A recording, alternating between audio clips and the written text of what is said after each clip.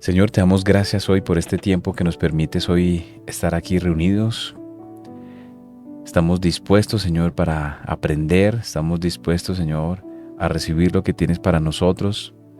Estamos, Señor, disponiendo este tiempo. Hoy nos apartamos de todo distractor, de todo lo que tal vez nos pueda eh, tomar tiempo. Hoy queremos rendir este tiempo a ti. Queremos humillarnos. Queremos hoy postrarnos delante de ti. Estar como María, Señor, que se puso y dispuso para poder escuchar la palabra, para escucharte a ti, Señor.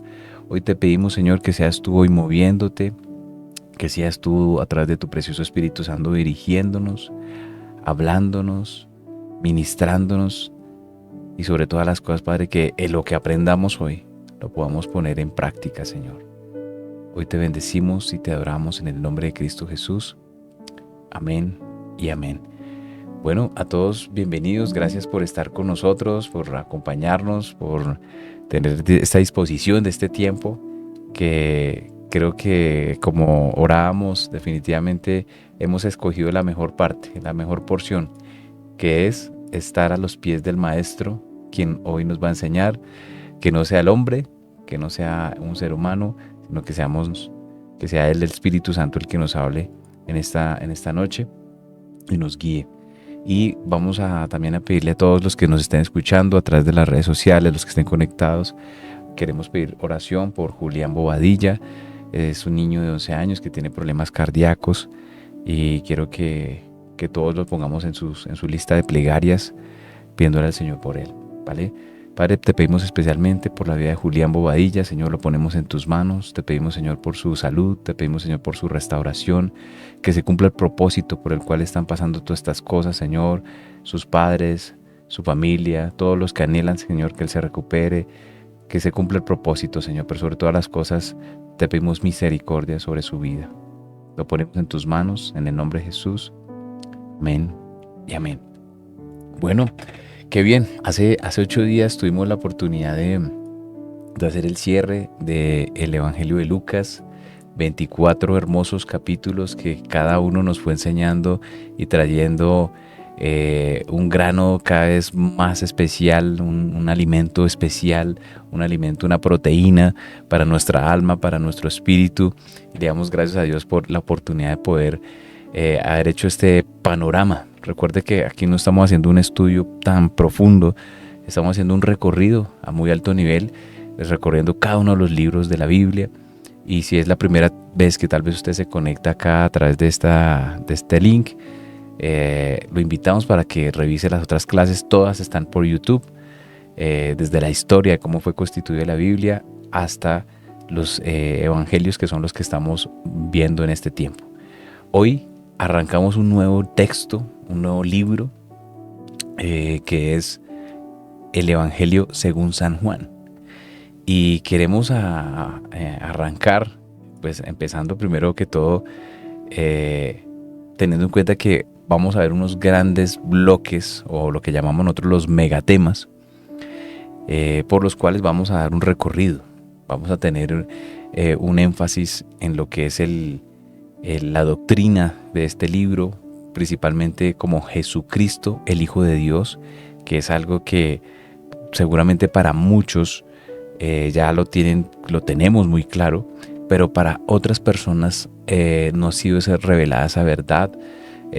Creyeron y creen que Jesús es un profeta más que estuvo en la tierra, que no es el Hijo de Dios, etcétera, etcétera.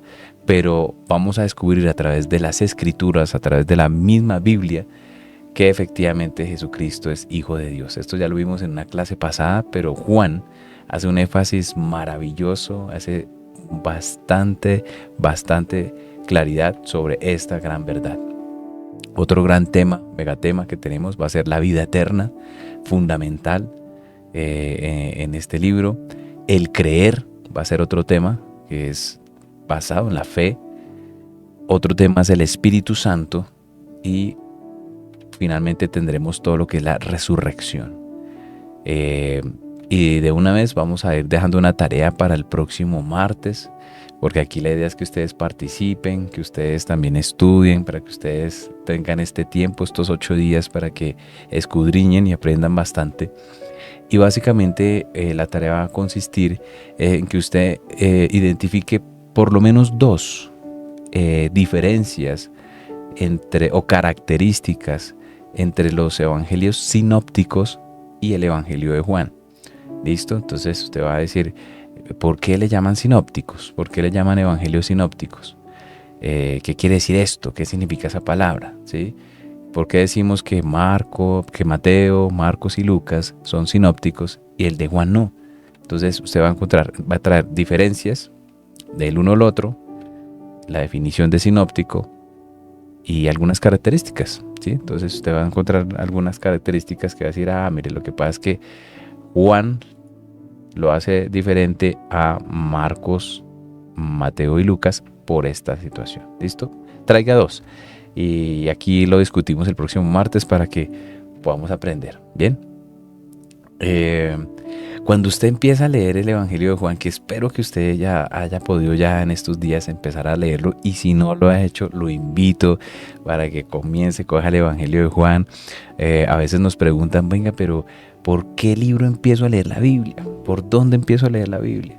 Entonces, hay muchas formas de empezar a leer la Biblia, pero si pudiera yo dar el consejo, les diría, empiecen por los evangelios. Los evangelios le van a traer mucha luz a su corazón, a su alma, le van a revelar el propósito principal de la Biblia, porque pues finalmente todo el Antiguo Testamento hablaba de que iba a venir el Mesías, y ya en el Nuevo Testamento vemos la manifestación del Mesías. Entonces, qué bueno que empiece usted por entender quién es Él, conocer su vida aquí en la tierra, qué hizo y cuál fue su propósito, su plan redentor. Entonces, usted puede empezar por Mateo, por Marcos, por Lucas, o puede empezar por Juan. Si usted empieza por Juan, va a tener unas revelaciones maravillosísimas, va a tener va a haber luz en su vida en muchos aspectos. Amén. Y es parte de lo que vamos a poder hablar en esta noche. Las palabras introductorias de los evangelios. Si usted hoy mira, por ejemplo, Marcos capítulo 1, sugiere que contiene las buenas nuevas, o sea, el evangelio. Recuerde que evangelio significa buenas nuevas. Y son las buenas nuevas predicadas en forma escrita. Usted la tiene allí. Eso es la parte introductoria de Marcos. Si usted va a Mateo 1.1, hace un énfasis, un eco en Génesis, al hablar del libro de la genealogía de Jesucristo, cuando usted ve Mateo 1.1. Y si usted va a Lucas 1.1, empieza a ver todo lo que corresponde a la investigación que hace Lucas de una manera muy estructurada, muy ordenada, junto a otras narrativas similares de los eventos avalados por testigos oculares y ministros de la palabra. Eso usted lo va a ver en Lucas 1, del 1 al 3. Pero cuando usted llega al cuarto evangelio, el cuarto evangelio inicia con un prólogo maravilloso, majestuoso, que como lo hizo Mateo, hace un eco sobre Génesis. Aquí Juan 1.1 empieza con en el principio. Habla sobre creación de luz, pero lo caracteriza de una manera hermosa, hace un documento general muy amplio, y el prólogo que usa es espectacular. O sea, él hace muchas cosas muy diferentes a las demás evangelios, y por eso la tarea que vamos a tener esta semana de analizar y encontrar esas diferencias entre los sinópticos y el evangelio de Juan. Porque él comienza diciendo, en el principio el verbo era Dios, ¿cierto?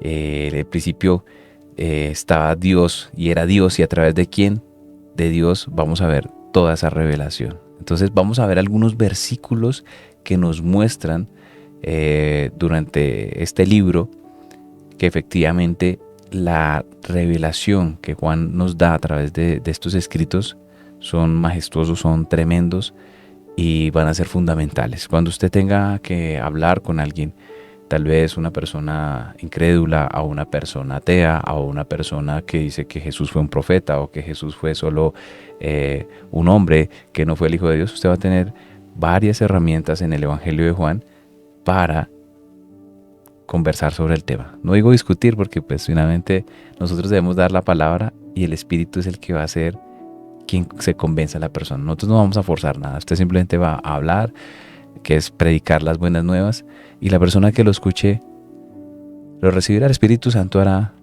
lo que Él quiere. Amén. Si quiere, acompáñenme. Ojalá tenga todo su Biblia ahí a la mano. Y vamos al libro de Juan. Y busque el capítulo 8, por favor. El capítulo 8 y en el versículo 58. Vamos allá y va a encontrar usted un tremendo argumento, declaración, confirmación. Dice Juan capítulo 8, versículo 58. Dice, Jesús les dijo, de cierto os digo, antes que Abraham fuese, yo soy. Y esta es una declaración que nos muestra nuevamente Juan 1:1, y es que en el principio, antes de que todas las cosas fueran, antes de que todo estuviese, Él era, Él ya estaba, Él ya existía. Y esta es una confirmación. Antes de Abraham, antes de que Abraham fuese, yo soy. Y si usted me acompaña también allí a Juan, capítulo, vamos al 10:30, Juan 10:30. Dice la palabra, yo y el Padre somos uno. Aquí hay una confirmación rotunda de que Jesús es Dios y que es preexistente y que estaba y que es y que será. ¿Sí? Y esto es una de las tantas porciones que nos ratifica que Jesucristo es Dios. Dice, yo y el Padre uno somos. ¿Sí? Ya también tuvimos la oportunidad de hablar de los unicitarios, que son aquellos que creen que solo es un Dios y que Dios tiene tres formas, sí, pero no son tres en uno. Y nosotros entendemos a través de la Escritura que efectivamente son tres en uno, un solo Dios en tres personas, Padre, Hijo y Espíritu Santo. Entonces aquí vimos claramente qué argumentos y versículos tenemos para poder conversar y, si es el caso, discutir o debatir al respecto sobre esto. También podemos ver uno de los versículos más, podemos decirlo así, mencionados, uno de los versículos más dicientes en toda la palabra, que seguramente es uno de los versículos que más usamos para evangelizar, para hablarle a las personas de Cristo, y se encuentra nada más y nada menos que en Juan capítulo 14, versículo 6. Y dice la palabra, Jesús le dijo, yo soy el camino y la verdad y la vida. Nadie viene al Padre sino por mí. Esto es definitivamente una verdad poderosa y que sostiene todo el Evangelio, toda la estructura del Evangelio, donde realmente comprendemos, entendemos que solo a través de Él podemos llegar a la presencia del Señor. Solo a través de Él podemos encontrar la luz, el camino. Podemos encontrar la verdad en nuestras vidas, la respuesta a tantas inquietudes, incógnitas, y realmente una verdad por la cual estamos dispuestos a entregar nuestras vidas. Él dice en el versículo 7, si me conocieres, también a mi Padre conoceréis, y desde ahora le conoces y le habéis visto. Y en el versículo 8, Felipe le dijo, Señor, muéstranos al Padre, y nos basta. Jesús le dijo, tanto tiempo hace que estoy con vosotros, y no me has conocido, Felipe. El que me ha visto a mí, ha visto al Padre. ¿Cómo pues dices tú, muéstranos al Padre? Y efectivamente entendemos que Jesucristo es la única solución para nuestro gran problema, que es el pecado. Hemos visto efectivamente que el Evangelio consiste en entender y creer que el Señor Jesucristo murió por nuestros pecados, que Él derramó su sangre por nosotros, fue sepultado, que resucitó al tercer día y que Él vive y está a la diestra del Padre. Ese es el Evangelio. Y si nosotros creemos en Él, pues vamos a tener vida eterna. Creyendo en Él, esa es nuestra fe, nuestra convicción. Y para algunos es locura, pero así lo quiso hacer Él, por gracia, sino no por méritos nuestros, no por méritos propios, no por lo que nosotros hagamos, no por las obras nuestras, porque no se trata de eso. ¿Sí? Él claramente nos habla a través de las Escrituras que es por su gracia, algo inmerecible, que nosotros no merecíamos, no éramos dignos, no somos dignos, pero Él nos lo quiso dar de esa manera, creyendo. Y lamentablemente hoy muchos no creen, hoy lamentablemente muchas personas hacen oídos sordos cuando compartimos, cuando los invitamos a la congregación, cuando les decimos ven, lee la Biblia, oremos, ¿sí? Hay gente que se molesta hasta cuando uno ora por algunos. Yo creo que el 90% de las personas que uno le puede hablar, la gran mayoría recibe una oración, pero hay una porción, pienso que no es tan grande, que no recibe las cosas tan fácilmente.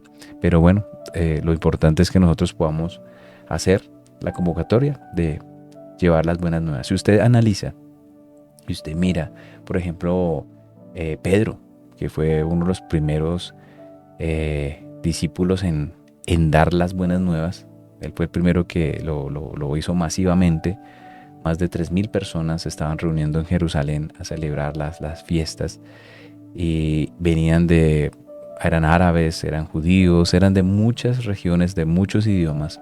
Y el Espíritu Santo, que eso usted lo puede ver en el libro de los Hechos, en el capítulo 2, cómo el Espíritu Santo los toma y ellos empiezan a hablar, y Pedro empieza a dar este discurso explicando todo, cómo todo el Antiguo Testamento, cómo toda la palabra, cómo las Escrituras se habían cumplido en Jesucristo. Y él muestra, y ustedes lo mataron, ustedes lo asesinaron. Y las personas entraron en convencimiento de pecado. Dijeron, sí, tenemos ¿qué debemos hacer? Le preguntaron a Pedro. Pero otros decían, estos están borrachos. Otros se burlaban de ellos. Entonces muchos se convirtieron, pero habían personas que no eran creyentes. Lo mismo Pablo. Pablo también predicó. De hecho, ¿cuántas veces trataron de apedrearlo? Lo trataron de golpear, de matar, por lo que él decía, por lo que él predicaba. Y hasta el día de hoy sigue siendo igual. Usted le puede predicar a 20 personas y seguramente un grupo le creerán, lo aceptarán, y otro grupo seguramente no lo harán. Y ese es el libre albedrío y la decisión de cada uno, de creer o no. Pero hoy sabemos y estamos convencidos que Jesús realmente es el único camino que nos lleva, es la escalera que nos conecta al cielo.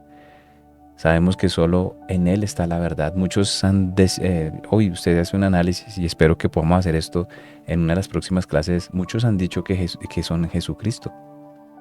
Muchos han dicho, yo soy Cristo.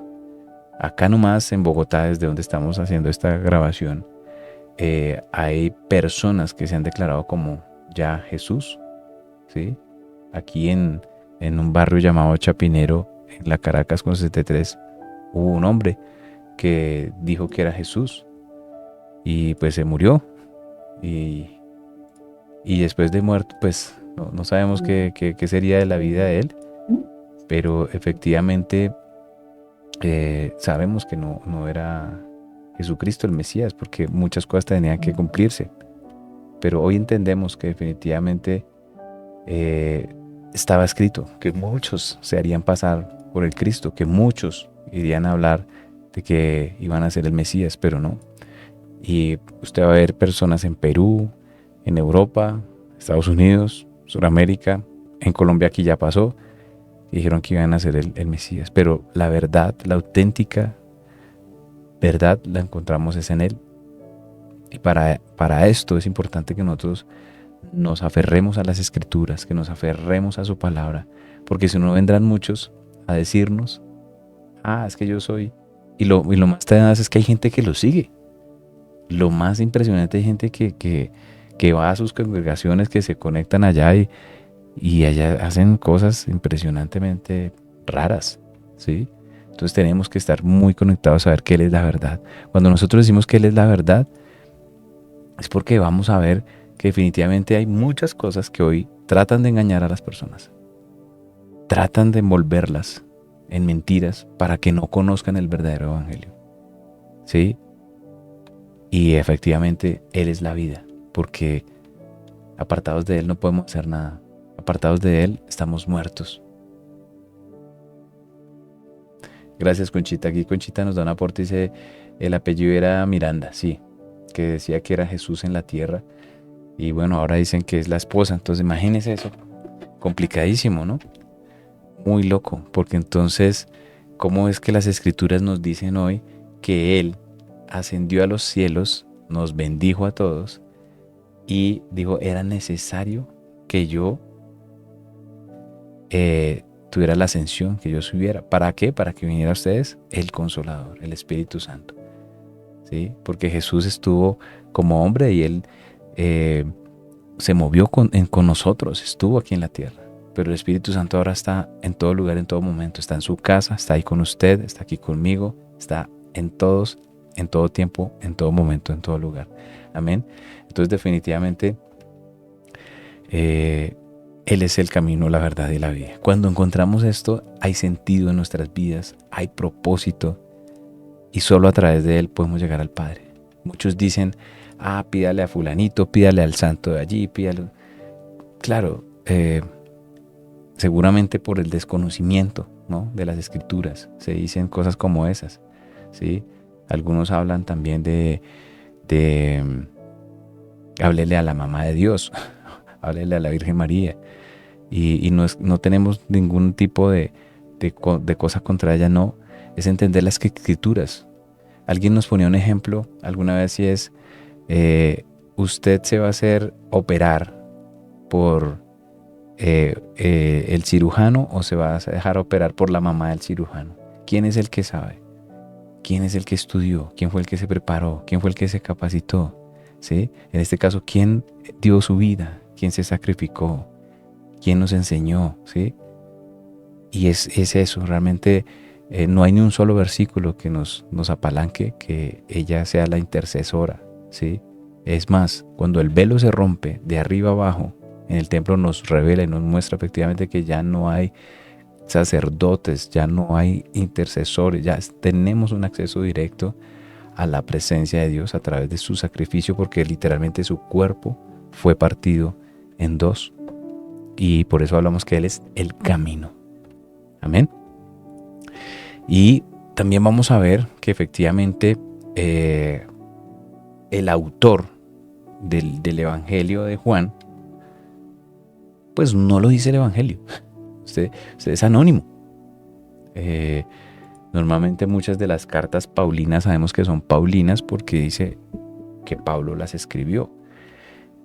Ireneo, que fue padre de la iglesia del siglo II, en uno de sus libros, como La Proclamación, y caracterizó este libro como La Proclamación y la Enseñanza del Evangelio de Juan, y lo deja él como una declaración de que este es el libro de los evangelios de Juan. Él lo clasifica como el evangelio de Juan, uno de los discípulos de Jesús, porque recuerden que está también Juan el Bautista, pero él llega a esa conclusión a través de varios escritos, varios versículos que vamos a ver en esta noche, que nos ratifican o nos llevan a esa verdad o a esa conclusión de que realmente este libro lo escribió Juan, el discípulo de Jesús.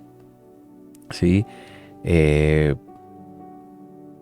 Lo que hizo Ireneo, el padre de la iglesia, es que le puso el título de Según Juan. Ese fue el título que le dejaron a estos manuscritos que encontraron allá en el Mar Rojo, alrededor de todos estos lugares, en Israel, y con las características que ya hemos venido revelando hasta el momento, y que realmente es parte del conjunto de los 4 evangelios que nos muestran la salvación y que son los que deben ser proclamados por todos nosotros. Entonces vamos a ver acá respecto a todo este tema de la autoría del Evangelio de Juan, que efectivamente hay una alta, muy alta probabilidad que fue Juan. Entonces, lo primero es que vemos que este escritor de este Evangelio, pues era judío. Claramente era judío, no era un gentil, como vimos con el caso de Lucas. Era un judío por el nivel de conocimiento que tenía, sobre todo con las costumbres, las fiestas, las creencias judías, ¿sí? Y el detallado conocimiento que tenía con la parte geográfica. Entonces esto nos lleva a que era realmente un nativo, una persona que conocía muy bien el lugar y también dice que es un testigo ocular de muchos de los eventos registrados en el Evangelio de Juan. Entonces usted me acompaña por favor a Juan 19:35, tome su Biblia y acompáñame a Juan 19:35. Va a notar las confirmaciones de este escrito. Dice Juan 19:35, dice la palabra: y el que lo vio da testimonio. Y el que lo vio da testimonio. O sea, el que hizo estos manuscritos, más o menos alrededor del año 80, entre el 80 y 90 después de Cristo, dice, el que lo vio da testimonio. O sea, el que está escribiendo este documento, este libro, es testimonio ocular de lo que sucedió. Dice, y su testimonio es verdadero. Y él sabe que dice la verdad, para que vosotros también creáis. Estas cartas, estos evangelios, eran sumamente importantes, pero asimismo eran sumamente peligrosos. Si nomás al Señor lo crucificaron por traer la verdad, cuánto más sus discípulos iban a ser perseguidos por decir que era Dios, era el Hijo de Dios. En un tiempo donde había persecución, empezaba un tiempo difícil para ellos. Entonces, pero Juan, ellos todos estaban dispuestos a dar su vida, a morir por él, por el Evangelio, porque sabían efectivamente que era verdad lo que estaban diciendo. Nadie va a morir por una mentira. Ninguno de nosotros va a morir por una mentira. Vamos a morir por una verdad. Y Juan lo enfatiza y aclara. Ahora, si usted va a Juan capítulo 21, en el versículo 24, dice la palabra, Juan 21:24, este es el discípulo que da testimonio de estas cosas y escribe estas cosas, y sabemos que su testimonio es verdadero. Él dice que realmente él estuvo ahí, que él vio los milagros, que él escuchó sus palabras, que él fue el mismo que escribió. Juan dice, yo soy el que estoy escribiendo esto porque yo lo vi y lo conocí. Dice que es un testimonio verdadero. Y usted va a ver que el mismo escritor del libro, según Juan, es el mismo que escribió primera, segunda y tercera de Juan. Y eso lo vamos a poder enlazar porque él tiene una gramática idéntica y hace unas afirmaciones tal cual como las vemos aquí en esta parte del Evangelio de Juan. Y aunque la obra, como les decía, es anónima, se considera anónima porque no viene firmada, digámoslo de esta manera, contiene muchas pistas acerca de la autoría de este libro, ¿sí? De hecho, hay una gran expresión que se repite constantemente y es a uno de sus apóstoles que dice al discípulo a quien él amaba. Acompáñenme por favor a Juan capítulo 13, el versículo 23. Juan capítulo 13, versículo 23. Dice la palabra, y uno de sus discípulos, al cual Jesús amaba, estaba recostado al lado de Jesús. Había una cercanía especial. Y muchos hablan de Juan como el discípulo amado porque así estaba en su carta, ¿sí? Pero también cuando empezamos a entender un poquito el carácter de Juan, cómo él era, le decían el hijo del del trueno. Imagínense, ese era el apodo con que lo conocían a ellos, a los dos hermanos. Era porque eran bastante fuertes. Ellos eran de los que oraban y le decían al Señor: Señor Jesús, oramos para que caiga fuego del cielo y los consuma. Eran bastante aguerridos, eran bastante fuertecitos los dos hermanos. Para que vayamos conociendo un poquito el carácter de Juan y cómo con el tiempo el Señor lo va moldeando, así como hizo con Pedro, así como hizo con Pablo, y así como está haciendo con cada uno de otros. Óigame, si usted hoy no es distinto a el primer día que se convirtió al cristianismo, seguramente nuestro carácter está siendo moldeado a la forma en que Él nos está tratando a nosotros. Amén. Entonces es un proceso, es un proceso. Ahora, si usted va a Juan capítulo 19, versículo 26, dice la palabra: Cuando vio Jesús a su madre y al discípulo a quien él amaba, que estaba presente, dijo a su madre: He aquí tu hijo. Juan 19, 26. Y esto es una confirmación que Él nos da realmente cuánto lo amaba y cuánto nos ama, porque realmente no es que Dios tuviera favoritos, ¿no? Dios tiene íntimos realmente, y es lo que Él está buscando, que nosotros tengamos intimidad con Él. No se trata de que Él ame a unos y no ame a otros, no. Es el énfasis que hace el apóstol diciendo: yo soy un discípulo amado, pero usted también lo es. Porque el mismo Juan escribe: porque de tal manera amó Dios al mundo, que entregaba a su Hijo unigénito, para que todo aquel que en Él crea no se pierda, mas tenga vida eterna. ¿Sí? De tal manera amó Dios al mundo. Se está revelando el amor que tiene para con cada uno de nosotros. Y aquí básicamente el escenario de este versículo, Juan 19, 26, es el escenario de la crucifixión, nada más y nada menos que la crucifixión, ¿sí? Y vemos que Jesús está allí en un sufrimiento físico, emocional, en un sufrimiento espiritual, y a pesar de su agonía, a pesar de su preocupación por los demás, y en este caso puntualmente por su mamá, por María, la madre terrenal de Jesús, y por el discípulo. Y él quería ya cerrar ese capítulo de esa relación, porque ya sabía que iba a morir. Ya es una declaración en su compasión y su sentido de responsabilidad. Como hijo primogénito, decirle a María: Jesús, ahí está. A María dice Jesús: ahí está tu hijo. Hijo, aquí está tu madre. ¿Sí? Haciendo esta revelación. Aquí creo que hay una pregunta que dejó Alex. Dice: ¿por qué Juan estuvo allí en la muerte de Jesús y no los otros discípulos? Yo sí he pensado, esto es un tema personal, siento que Juan en ese momento había tenido una coinonía, una cercanía con el Señor muy diferente a la de los demás discípulos. Y tal vez él no tuvo el miedo que tuvieron los otros, porque efectivamente todos tuvieron miedo, ¿sí?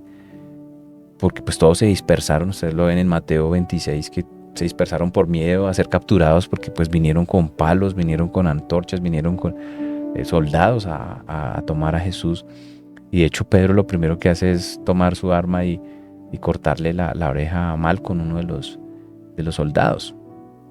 Y el resto todos salieron huyendo, ¿sí? Pero vemos una cercanía con Juan. Juan, pues efectivamente conocido como su discípulo amado, parece tener una relación particularmente íntima con Jesús.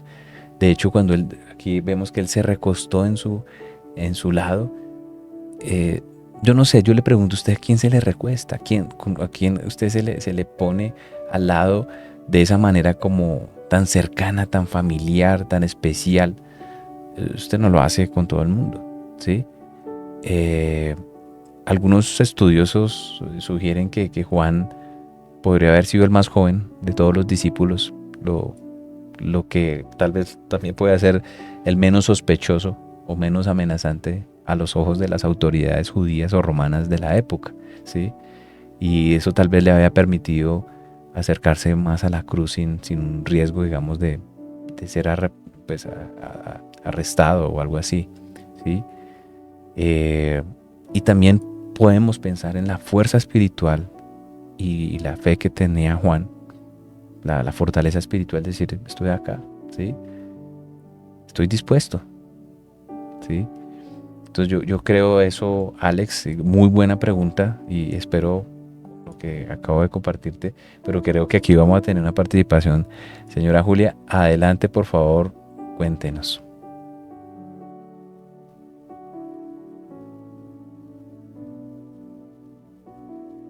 Era una persona de una familia acomodada y tenía acceso.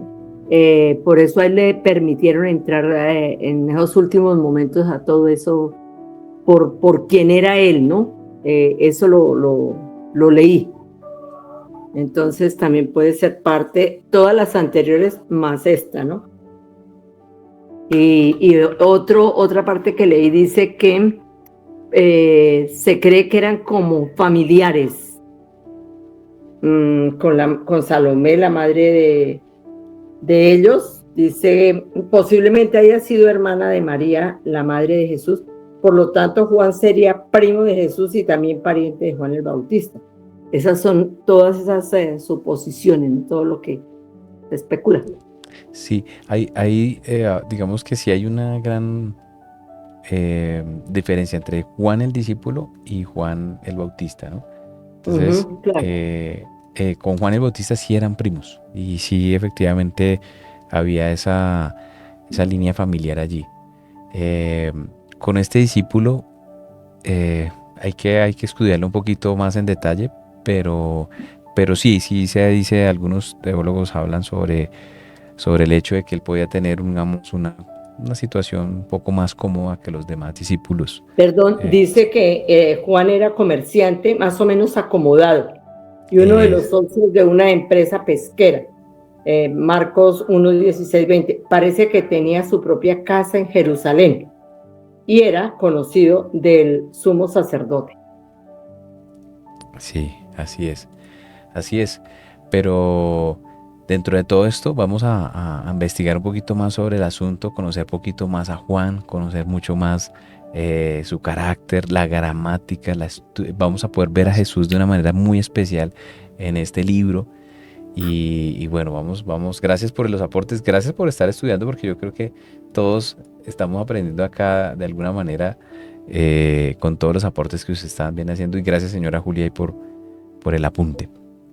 Bien, entonces efectivamente esta situación que estamos viendo nosotros en Juan 19:26, pues es una situación donde el Señor quiere hacer este eh, acto simbólico de cerrar el más profundo afecto que él tenía hacia María y también pues hacia Juan al darles este versículo: "He aquí está tu hijo". Y, y así vamos a ver muchas de las cercanías que tenemos con Juan. Avanzando acá con los demás versículos que nos muestran lo que él era un testigo ocular, lo vemos en Juan 21:24. Juan 21:24 dice la palabra: "Este es el discípulo que da testimonio de estas cosas". O sea, cuando nosotros hablamos de que somos testigos, es que definitivamente lo vivimos, lo vimos, ¿sí? Dice, y escribió estas cosas y sabemos que su testimonio es verdadero. Cuando usted empieza a leer, Juan dice, efectivamente, él cada momento aprovechaba para ratificar que lo que él estaba escribiendo era una realidad, era una verdad, y estaba dispuesto a entregar su vida por esa verdad. Amén. Y acá vamos a ver otros versículos que definitivamente nos muestran el contexto y la razón de que realmente el autor del libro, según Juan, era Juan. Muchos vemos acá, bueno, aquí hay una manita arriba, creo. Ah, no. Ok, que lea el versículo 25 del mismo 21. Listo. Sí, sí, sí. Vamos a leerlo. 25, 21. Yo tomé solo algunas porciones, pero vamos a leerlo para que... eh, a ver, lo buscamos aquí rápidamente. 21, 25. 21, 25. Dice, y hay también otras muchas cosas que hizo Jesús, las cuales si se escribieran una por una, pienso que ni aún en el mundo cabrían los libros que se habrían de escribir. Amén. Sí, yo cada vez que pienso, cada vez que veo una biblioteca o veo muchos libros, me acuerdo de este versículo, porque definitivamente cuán cantidad de cosas hizo el Señor, cuántos milagros hizo, cuántas personas sanó, cuántas personas curó. Eh, Nomás uno ve en un servicio dominical cuántas personas reciben, ministran en una iglesia promedio. ¿Cómo sería en los tiempos donde él no era solo los domingos, sino todos los días? Todos los días él salía muy temprano, oraba y predicaba el evangelio todo el día, ministraba y volvía y oraba, y así todos los días por 3 años. Entonces podemos llegar a pensar cuántas cosas él hizo, ¿sí? Que no cabrían los libros que se habrían de escribir. Es que ni siquiera dice que en los libros que habían en la época, en los que se habrían de escribir. ¿Cuántos libros pueden haber en el mundo? Chévere si alguien nos ayuda con ese dato el próximo martes. ¿Cuántos libros pueden haber en el mundo? ¿Ah? Tremendo. Gracias, Alex, ahí por el aporte. Bien. Volviendo a acá, vemos que dentro de la autoría, si alguien me puede ayudar, por favor, con Marcos 14, 17, se lo agradezco para que me ayude y lo lea. Vamos a ver que en la última cena, donde estaban con los 12, Saray, lo tienes ahí, por favor, lee Marcos 14, 17. Buenas noches, pastor. Dice, el Espíritu de verdad al cual el mundo no puede recibir porque no le ve ni le conoce, pero vosotros le conocéis porque mora con vosotros y estará en vosotros. Marcos 14, 17, ¿sí? Sí, señor. Marcos, perdóneme. Creo que estaba en Mateo. No, estaba en Juan. Bueno. Marcos 14. Marcos 14, sí, aquí lo tengo. Eso, por favor. Marcos 14, 17. Y cuando llegó la noche, vino él con los 12. Amén. Y aquí vamos a empezar a analizar ese versículo. Dice, listo, ¿cómo así? ¿Qué quiere decir esto? Para encontrar el autor. Estamos descubriendo el autor del libro. ¿Sí? Sabemos que no era Pedro, no era Andrés, no era Natanael o Bartolomeo, no era Felipe, no era Tomás, no era Judas el Iscariote o el otro Judas, dado que ellos son identificados por el nombre en el Evangelio. O sea, cada uno se ha identificado en el Evangelio, en los Evangelios sinópticos. Pero hay una característica especial en este libro de Juan, porque le llamaba como el discípulo amado, ¿sí? Y tenía otro pronombre para referirse a él. Además, si nosotros somos minuciosos, notamos que Juan, hijo de Zebedeo, quien fue uno de los 3 discípulos más cercanos de Jesús. Si alguien por favor me ayuda con Marcos 3, 16. 3, 16 y 17, por favor.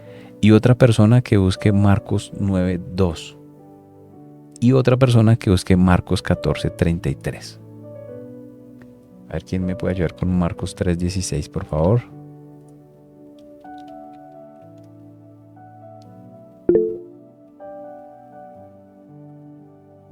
Listo. Perdón, veo las manitas aquí. Yo lo tengo, pastor. Listo. Zaira, por favor. Marcos 3:16. A Simón, a quien puso por sobrenombre Pedro. Amén. ¿Y el 16, 17? ¿El que le sigue? A Jacobo, hijo de Zebedeo, y a Juan, hermano de Jacobo, a quienes apellidó Boanerges, esto es, hijos del trueno. Así es. Amén. Ahí estamos viendo efectivamente que los deja como, los está diciendo que son los tres discípulos más cercanos de Jesús. ¿Sí? Eso es lo que está haciendo referencia a Marcos 3, 16, 17. Marcos 9, 2. ¿Quién lo tiene aquí a la mano? ¿Toli? ¿Lo tienes?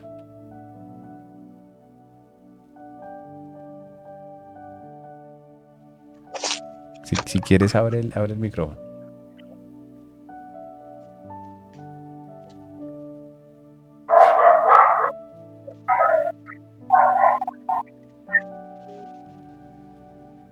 Marcos 9:2. Si quieres, abre el micrófono. Yo se lo leo mientras tanto. Bueno, adelante, por favor. 6 días después Jesús tomó a Pedro, a Jacobo y a Juan y los llevó aparte solos a un monte alto y se transfiguró delante de ellos. Amén. ¿Por qué? Porque hace énfasis en los tres discípulos más cercanos. Y Marcos 14:33. Conchita, por favor, adelante. Y tomó a Pedro, a Jacobo y a Juan, comenzó a entristecerse y a angustiarse. Amén. Amén. Si ven que no se menciona por nombre en este evangelio, ahora busquemos Juan 21:2. Juan 21:2. A ver si alguien lo tiene por ahí a la mano.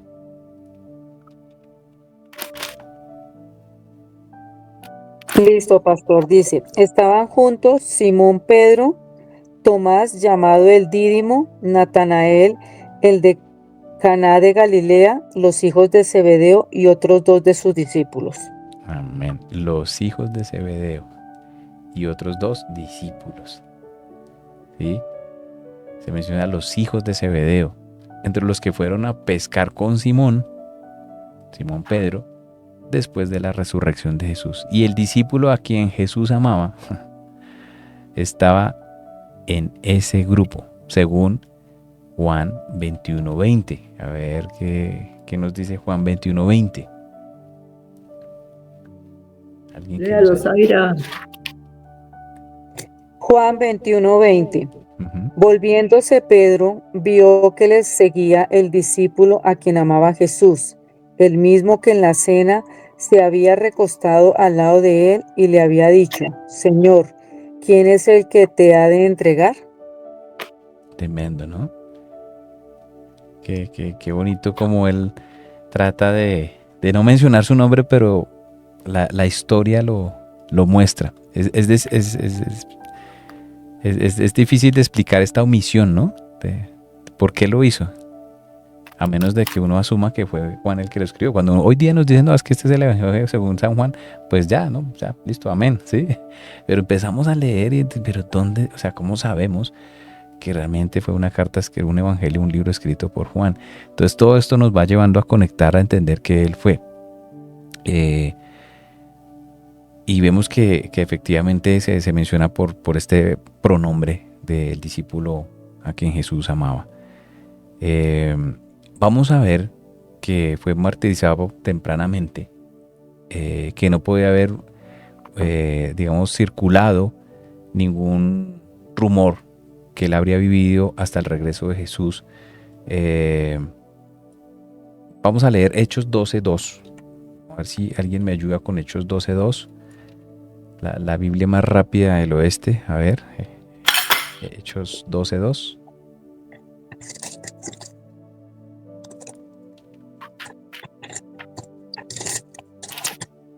Hechos 12:2. Y mató a espada a Jacobo, hermano de Juan. Ahí para el contexto estamos viendo pues lo que hizo el rey Herodes, hablando de Juan el Bautista. En aquel tiempo, voy a leer desde del versículo 1. En aquel tiempo el rey Herodes echó mano a algunos de la iglesia para maltratarles. O sea, en este caso estamos hablando de los discípulos, como después de que Jesucristo había ya resucitado y había muerto y resucitado, y él empezó a darse favoritismos con los judíos y empezó a perseguir a la iglesia, empezó a perseguir a los discípulos. Y ahí dice en el versículo 2, y mató a espada a Jacobo, hermano de Juan. Hace la referencia el libro de los Hechos, que era el hermano de Juan. Entonces, y Juan y Jacobo eran llamados los hijos del trueno, como los vimos en los versículos anteriores. O sea que él no había muerto, pero sí Jacobo. Y viendo que esto había agradado a los judíos, procedió a prender también a Pedro. Eran entonces los días de los panes sin levadura. Y habiéndole tomado preso, le puso en la cárcel, entregándolo a 4 grupos de 4 soldados cada uno, para que lo custodiasen, y se proponía sacarle al pueblo después de la Pascua. Así que Pedro estaba custodiado en la cárcel, pero la iglesia hacía sin cesar oración a Dios por él. Tremendo esto. Bien, ahora si usted va a Juan capítulo 21, versículo 23. ¿Quién lo tiene? Juan 21:23. Este dicho se extendió entonces entre los hermanos, que aquel discípulo no moriría. Pero Jesús no le dijo que no moriría, sino, si quiero que él quede hasta que yo venga, ¿qué a ti? Tremendo, ¿no? O sea, todos pensaban, no, Juan no va a morir porque ya, de hecho, hasta que él regresaría, cuando él vuelva, entonces no sabemos el tiempo, el día ni la hora, pero cuando él regresaría, entonces había una especulación al respecto de que Juan, el discípulo, no iba a morir, ¿sí? Y pues tenemos que entender que efectivamente pues Juan sí murió. Él murió pues ya muy viejo, pasó por situaciones muy difíciles. Algunos teólogos afirman que él, según la historia, fue sumergido en aceite hirviendo y sobrevivió a esa situación, ¿sí? Y aquí es cuando vemos que la gracia y el favor de Dios, el cumplimiento del propósito de Dios se cumple, pase lo que pase, porque a veces pensamos, no, es que tal vez las dificultades nos agobian, nos enceguecen, nos cargan, pero cuando Dios quiere hacer algo con nosotros, lo hará y se cumplirá, ¿sí? Y debemos de dar gracias a Dios por eso, ¿sí? Y a pesar de los cuestionamientos, porque el que se cuestionaba era más Pedro, ¿no? Pedro, ¿cómo así? Entonces ¿hasta cuánto tiempo? ¿Sí? Y Jesús dice, si quiero que él quede hasta que yo venga, ¿qué a ti? O sea, yo soy soberano. En pocas palabras, yo puedo hacer lo que yo desee. Más bien sígueme tú, ¿sí? Es parte de lo que a veces nosotros nos ponemos a compararnos. Haz que a este sí, a mí no. A él le dijeron, a mí no me dijeron, etcétera. Tantas cosas que en nuestra humanidad tenemos que trabajar realmente fuertemente y pedirle al Señor que nos ayude. Y vamos a ver, digamos, muchas más evidencias al respecto. Y esta es la introducción. El tiempo pasó muy rápido hoy, pero vamos a tener una introducción donde podamos ver los datos generales de lo que es el Evangelio de Juan, ya entendiendo que el autor de todos estos versículos nos lleva a apuntarle que fue realmente Juan su discípulo. Y el principal propósito que tiene este libro es probar que Jesús es el Hijo de Dios y que todos lo crean y tengan vida eterna. Todos los que creamos en Él podamos tener vida eterna. Ese es el gran propósito del Evangelio según San Juan. Su autor lo llevamos a la conclusión que es Juan el apóstol, el hijo de Zebedeo, que también era hermano de Jacobo, que lo vimos ahorita como el rey Herodes lo mandó a matar, y también llamado el hijo del trueno. Y no por nada tenían esos apodos, que vamos a ver en la próxima clase la fecha en que probablemente fue escrito, los argumentos que tenemos históricamente, las evidencias históricas que tenemos al respecto, los lugares claves que podemos ver como Judea, Samaria, Galilea, Betania, Jerusalén. En uno de los versículos claves, usted dirá, no, para mí no, puede decir, bueno, aquí hay un versículo clave que algunos eruditos, algunos teólogos nos recomiendan dejar como principal, que es Juan 3:16. Porque de tal manera Juan, ¿cómo le amó saco una Dios foto al a mundo esto? que ha dejado, porque de tal manera amó Dios al mundo que ha dado a su Hijo unigénito para que todo aquel que en él cree no se pierda, mas tenga vida eterna. Amén. Y algunos personajes claves que vemos acá, claramente Jesucristo nuestro Señor, está Juan, el discípulo amado, está Juan el Bautista, están los discípulos, está María, está Marta, está Lázaro, está Pilato, está María Magdalena, entre los principales. Este libro tiene 21 capítulos, 21 capítulos. Y vemos que efectivamente hay mucho que aprender de este libro. Y cuando usted hace un análisis profético de este libro, vemos que tiene un 20% de profecía bíblica. Usted dice, bueno, ¿y eso cómo sabe que es un 20 y no un 30?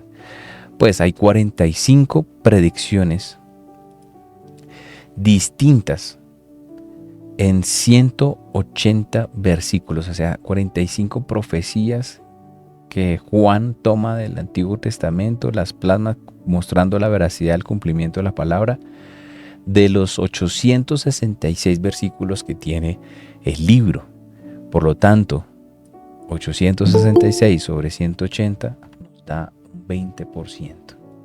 Entonces acá vamos a ver que efectivamente este libro tiene un 20% de profecía.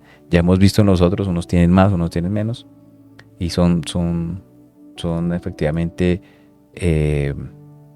varias citas del Antiguo Testamento que encontramos acá. Amén. Entonces este es el panorama. Aquí empezamos la parte. Esto está apenas empezando. El próximo martes, ya sabe, por favor traiga usted dos aspectos, dos características que nos ayuden a diferenciar entre lo que son los evangelios sinópticos y el evangelio de Juan, ¿sí? Y partamos por la definición. Vamos a escoger a alguien al azar y le vamos a preguntar, bueno, ¿qué es un evangelio sinóptico? Entonces todos traigan su tarea pendientes y ya traiga dos características, dos diferencias, ¿listo? Y veo unas manitas aquí arriba, entonces les voy a dar paso, don Jesús. Bueno, que él la había alzado, pero para lo anterior, ya ahorita no. Ah, bueno, perfecto, listo. Gracias. Conchita. Vale. A mí, pues, yo también ya había pasado como si no, ya lo había levantado el tema. Hay algo que me llama la atención poderosamente. Jesús llamó por hermanitos, nos ha llamado a nosotros a la misma. Llamó a Pedro, a Simón y a Andrés. Llama a Jacobo y a Juan. ¿Qué otros hermanitos hay ahí? Me pareció tan lindo esa parte, la comparación, no hermanitos. No sé qué otros hermanos habrán. A nosotras 6 nos llamó. Sí, amén. Gracias por ese aporte y Cristo te llamó. Entonces hoy reciba y váyase con esto. Él te llamó. Y aquí estamos. Padre, hoy te damos gracias, Señor, por este tiempo que nos permites hoy compartir, arrancar con este nuevo evangelio. Te damos gracias, Señor, porque la Escritura se confirma por sí misma. A través de la Escritura aprendemos, a través de la Escritura, Señor, te conocemos más. Creemos y sabemos que en ella encontraremos la vida eterna, que tú eres la vida eterna, que tú eres el pan, Señor, de vida eterna, que tú eres la puerta, tú eres el pastor, Señor, tú eres la luz, tú eres la eternidad, Señor. Hoy te bendecimos, te adoramos, te exaltamos, Señor, y te damos gracias por darnos la oportunidad de hoy conocer un poco más de tu maravillosa palabra. Hoy, Padre, yo te doy gracias por todas las personas que están viendo esta grabación, este video, por todas las familias que se conectan, por todas las familias que han dedicado este tiempo para escudriñar las Escrituras, Señor, y para tomar el tiempo para hacer las tareas y los trabajos que nos ayudan cada día a conocerte mucho más. Hoy los bendecimos y te damos toda la gloria a ti, toda la honra, toda la alabanza, Señor. Te bendecimos. Amén y amén.